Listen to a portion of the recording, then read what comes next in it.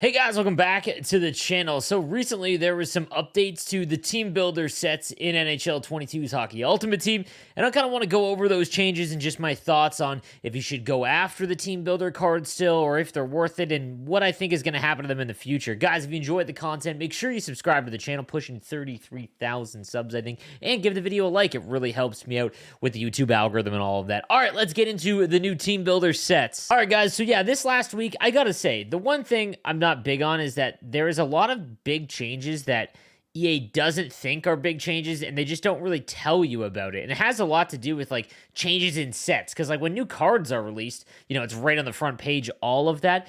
But honestly, if you didn't look or you've already completed the team builder sets, you probably had no reason to even go in and look. So if you go to the team builder sets, there was something recent where everyone's cards got kicked out of these sets because they reset them. And I'll explain why. Because let's take a look at the Anaheim Ducks, for example. So to obtain the 85 overall Ducks team builder card, which you then use to actually complete the Pacific Division. So again, nothing changes here. You still need all 8 of the team builders for each division, and then you will get a choice pack of one of the, so for the Pacific Division, you'll get one of the 90 overall Vinny Danfus, Bo Schmidt, or Ryan Kesler. They're all untradeable, but you need all 8 of these to actually do it, and it goes for every single division. Now, the big change here is that it looks like they no longer require 74 to 79 overall cards because it appeared that those were being price gated, price locked. So what people were doing, because, which is actually odd, 74 to 79s were actually harder to pull because a lot of the packs that get released are 80 pluses, like ultimate packs, for example. They don't have any of the lower cards, so it was actually more difficult to pull the lower ones. And when you get a low amount of cards or something required for a set, you will get people that buy them all up and then basically they set the market for it. And that's what was happening with quite a few teams. So, for example, here you'll see 80 plus any overall Anaheim Duck. That doesn't really change. But then you'll see here it's any Duck player no matter what. So all those 74 to 79s that were going for like 4K, those are completely crushed in value because now you can just use the 81 or 80 overall that's going for 1100. And this goes for every single team. So the next question is it worth doing it still? So, the 4 big ones or the main ones, in all honesty, I'll go through real quick on every card. I have a video that kind of reviews each of the Team Builder Master Set cards. It's much different now because there's a lot of cards better than them. In fact, the only 2 that I really have in my lineup still that are pretty regular and are quite good in comparison to everything else is Adam Foote and Samuelsson. So let's talk about should you do these and what is the future of these as well.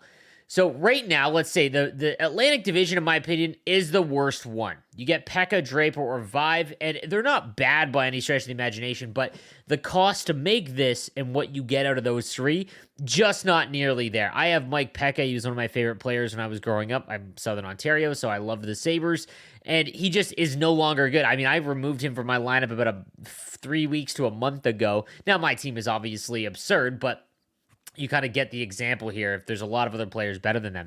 The Metro Division is still good for Ulf Samuelsson. Whitney and Leclerc just don't hang compared to all the other cards available to him. Ulf Samuelsson, because defense still isn't at that point where there's a lot of elite options, Ulf Samuelsson is still hilarious. And when you activate Bouncer and Truculence on him, every hit feels like an arcade-level hit. The Central Division is still the best one, and that's because of Adam Foote. I have mentioned this numerous times. Adam Foote, in my opinion, is still the best defenseman in the game, even though his stats don't really reflect it, right? So he's big, fast, got a great shot, and it really doesn't matter. I mean, I feel like his stats don't reflect how good he actually is because his speed feels more than a 90 overall. And then the Pacific Division, you've got Bojamin, Danfus, and Ryan Kesler. It's been stated on my podcast with Kesso, as well as just by a lot of people in the community, that Kesler card is broken. There is something wrong with it.